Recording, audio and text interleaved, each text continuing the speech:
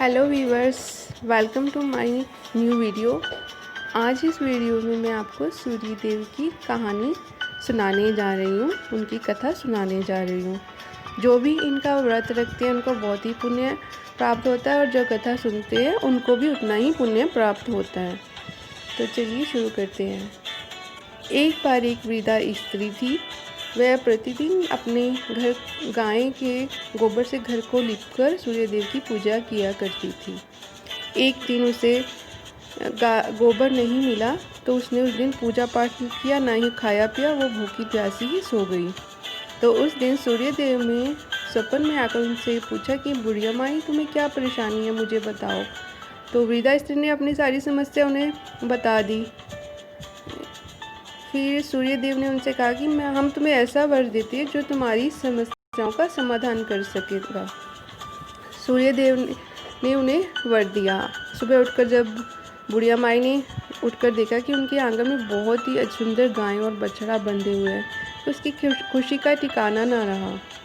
और जिस पड़ोसन का गोबर वह गाय का गोबर उठाकर लाया करती थी घर को लीपने के लिए, उसने देखा कि बुढ़िया माई के घर पर एक बहुत ही अच्छी गाय और बछड़ा सुंदर बंधे हुए हैं और उस गाय ने सोने का गोबर दिया हुआ है। तो उस पड़ोसन ने सोने का गोबर उठा लिया और उसकी जगह पर अपनी गाय का गोबर रख दिया। अब वृद्धा स्त्री को इस बात की भनक तक न लगी कि ये सब कई दिनों तक इस तरह ही चलता रहा। तो सूर्यदेव ने देखा कि बुढ़िया माई तो इस चालाक पड़ोसन के प्रभाव से ठगी जा रही है। उन्होंने इसलिए जोर से आंधी चला दी। जोर से आंधी को आते हुए देखकर जो वृद्धा स्त्री थी उसने अपनी गाय को अंदर बांध लिया।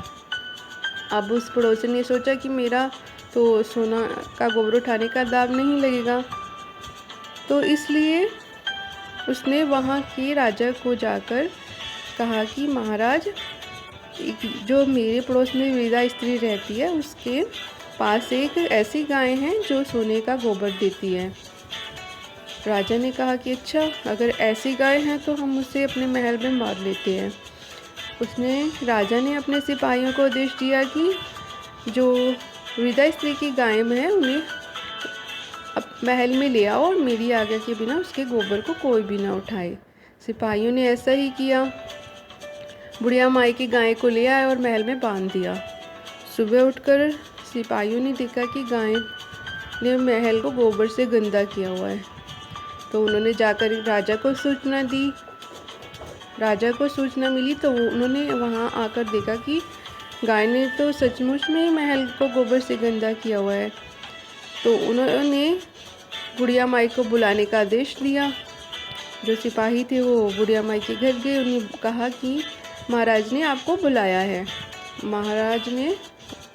राजा ने उसे बुलाया है। तो जो वृद्धा स्त्री थी वो राजा की बातों का उल्लंघन न करते हुए महल में पहुंच गई। महल में जाकर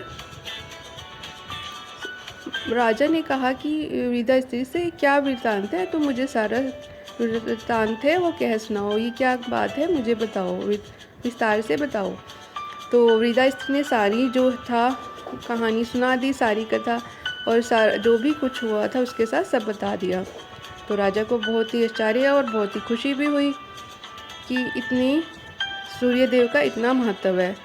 तो उन्होंने उस चालाक पड़ोसन को उचित दंड दिया और जो बुढ़िया माई थी उसका बहुत ही आदर सत्कार किया और सारे अपने राज्य में ये आदेश दे दिया कि सभी लोग भगवान सूर्यदेव की पूजा करें, व्रत रखें और कथा सुने।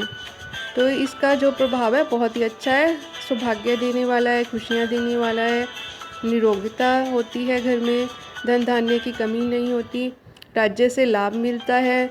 तो सारे जो है कार्य होते हैं, अच्छे अच्छे कार्य, इच्छाएं पूर्ण होती हैं।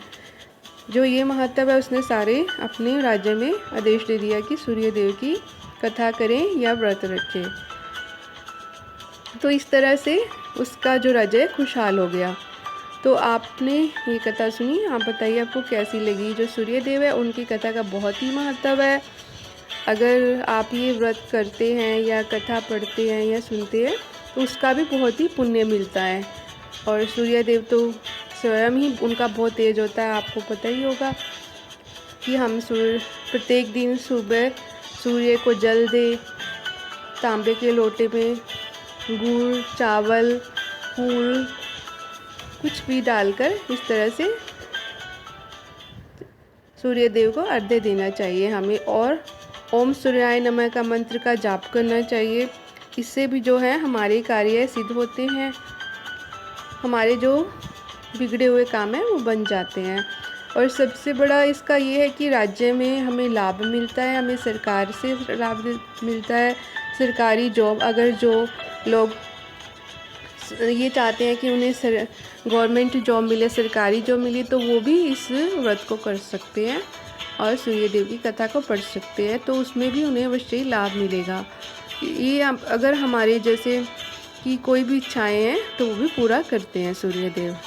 सूर्य देव का बहुत ही महत्व है। जितना कि कथा सुनने का है, पढ़ने का है, व्रत रखने का है, उतना ही फल जो है हम लोग कथा सुनते हैं उसका भी है। आप जो भी इसे सुन रहे होंगे उनका भी बहुत ही अच्छा फ़ायदा होगा, उन्हें भी ज़रूर अवश्य ही कुछ ना कुछ लाभ होगा। तो आप इस कथा को ज़रूर सुनिए और इसे पूर्ण रूप से सुनना चाहिए, बीच में नहीं छोड़ना चाहिए। चाहे वो कोई भी कथा हो तो उसको कभी भी अधूरा नहीं छोड़ते हैं, उसको हमेशा पूरा ही सुनना चाहिए। तो इससे कुछ ना कुछ हमें पुण्य या फल, अच्छा फल ज़रूर मिलता है। तो आप मुझे ये बताइएगा कि आपको मेरी ये द्वारा बताई गई कथा कैसी लगी है।